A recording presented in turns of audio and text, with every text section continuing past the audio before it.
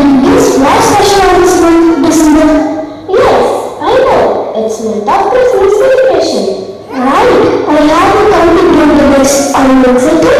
Yes, I do excited. Let us watch the story of Jesus Christ. சூசையப்பர் தனக்குத்தானே சொல்லிக்கொள்ளல். திருமண ஒப்பந்தம் செய்யப்பட்டு சேர்ந்து வாழும் முன்பே மரியாள் கருவுற்றிருக்கிறாள். அவளுடன் எப்படி சேர்ந்து வாழ்வேன்? அவளை விலக்கிவிடலாமா? ஆண்டவரே, நான் என்ன செய்வேன்? சூசையே, தாவீதின் மகனே, உன் மனைவி மரியாளை ஏற்றுக்கொள்ள அஞ்ச வேண்டாம். ஏனெனில் அவள் கருவுற்றி இருப்பது தூய ஆவியால் தான்.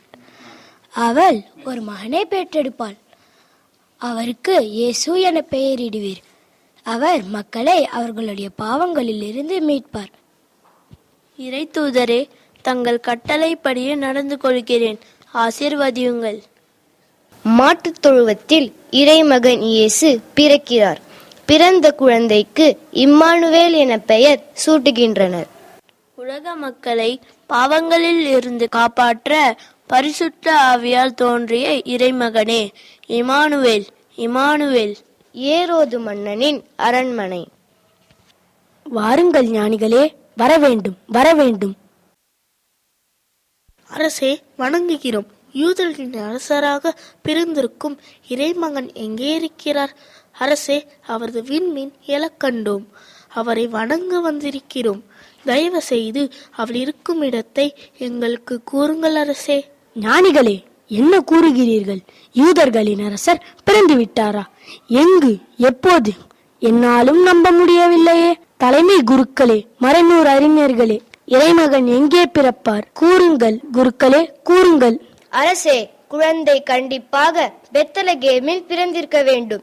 ஏனெனில் எம் மக்களை ஆயர் என ஆள்பவர் பெத்லகேமில் தோன்றுவார் என்பது இறைவாக்கு. கண்டிப்பாக அங்குதான் தோன்றியிருக்க வேண்டும். அரசன் யாருக்கும் தெரியாமல் விண்மீன் தோன்றும் காலத்தை அறிந்து விசாரித்தல். ஞானிகளே, நீங்கள் சென்று குழந்தையை குறித்து திட்டவட்டமாக கேட்டு எனக்கு அறிவியுங்கள். நானும் குழந்தையை கண்டு வணங்க தயாராக உள்ளேன். விரைந்து பெத்லகேம் செல்லுங்கள்.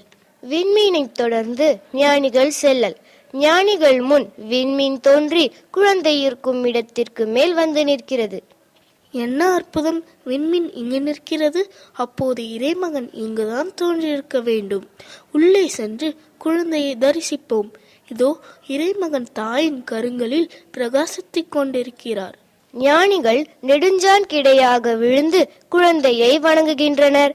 தாங்கள் கொண்டு வந்திருக்கும் பேழையை திறந்து பொன்னும் சாம்பிராணியும் வெள்ளை போலமும் காணிக்கையாக கொடுக்கின்றனர். மனு குலத்தை காக்க வந்த மகாராஜனே, இந்த மானிடன் மேல் அன்பு வச்ச மகாதேவனே,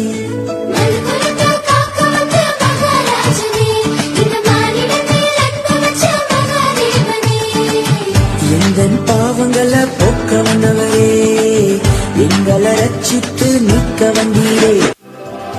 ஆலயமணிகளுடன் நம் பாடலும் இணையட்டும்.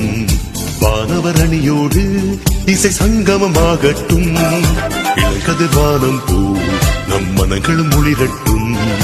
இதயத்தின் வாயில்களில் நட்பு தோரங்கள் விரியட்டும். கெண்கிணிகள் கெண்கிணிகள் இதமாய் கேட்கிறது. பண்ணுடனே பாடிடுவேன், ஆண்டவர் நம்முடனே. கெண்கிணிகள் கெண்கிணிகள் இதமாய் கேட்கிறது. பண்ணுடனே பாடிடுவேன், ஆண்டவர் நம்முடனே. கைகளோடு நாம் இருப்பதை பகிர்ந்திடுவோம்.